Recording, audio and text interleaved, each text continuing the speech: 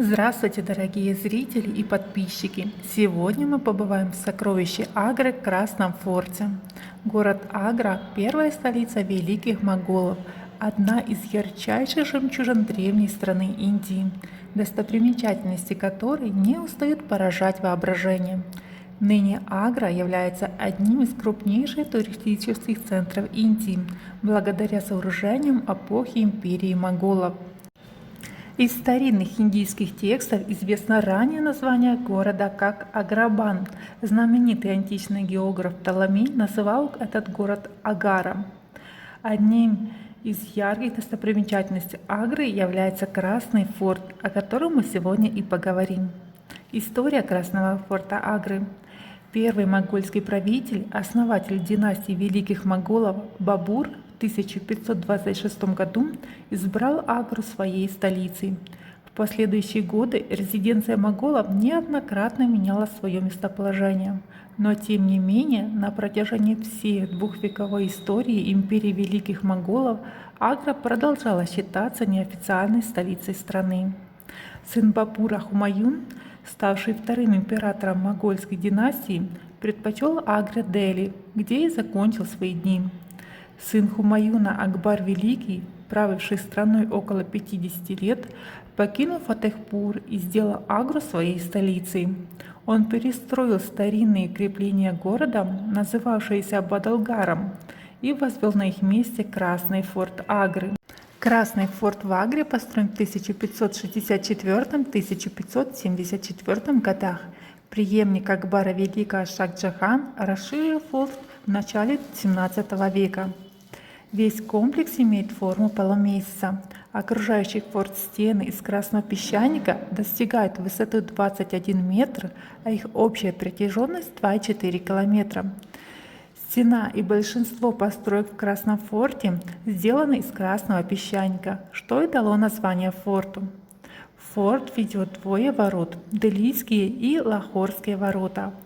В центре императорской резиденции возвышается дворец Диван-и-Кхас, еще именуемый Джаханари-Махал, по имени любимой дочери императора Шах-Джахана. Дворец напоминает каменный шатер, расположенный на 32 ажурных колоннах, которые во времена величия империи великих моголов были украшены драгоценными камнями. Потолок был целиком выполнен из чистого серебра и покрыт растительным орнаментом. Пол устлан мрамором. В комплекс Красного форта также входит беломраморная мечеть Шах-Джахана. Также в форте есть несколько мечетей, дворцов и сады. Архитектура всех построек в Красном форте сочетает в себе элементы исламского и индуистского зодчества. Часть территории Красного форта используется военными и недоступна для посещения. Красный форт в Агре расположен в 2,5 километра от Тадж-Махала. И вместе с ним Красный форт был внесен в список всемирного наследия ЮНЕСКО в 1983 году.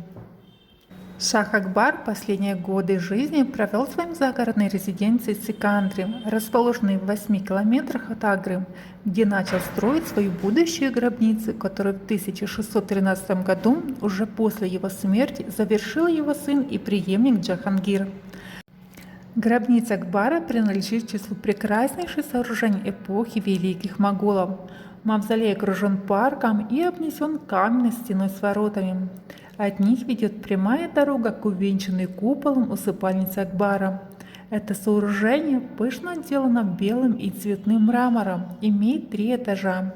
Его фасады прорезаны стрельчатыми арками, а 3-й этаж представляет собой открытую террасу. По углам 4 небольших купола, каждый из которых опирается на 4 колонны. Сын Акбара Джахангир не показывал ни способностей своего отца, ни интереса к строительству.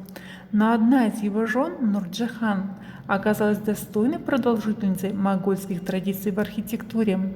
По ее повелению была сооружена гробница Итимад-ад-Даулах, в которой были похоронены родители императрицы.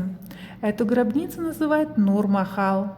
Ее построили из ценнейших пород цветного мрамора, доставлен со всех концов Индии и из других стран Южной Азии. Украшенный самоцветными камнями и резьбой, мавзолей выглядит задрапированным в фиолетово-голубую шелковую ткань. Нур-Махал стал первой могольской постройкой, в которой соединились индийские и персидские искусства.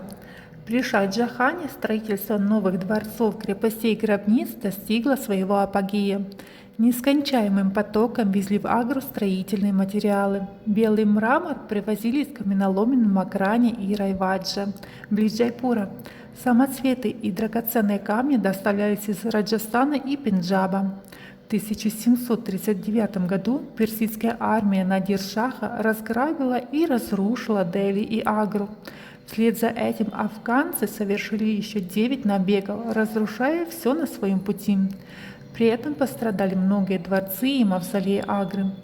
Сегодня от прежнего величия города осталась всего лишь тень былого, но и эта тень производит потрясающее впечатление.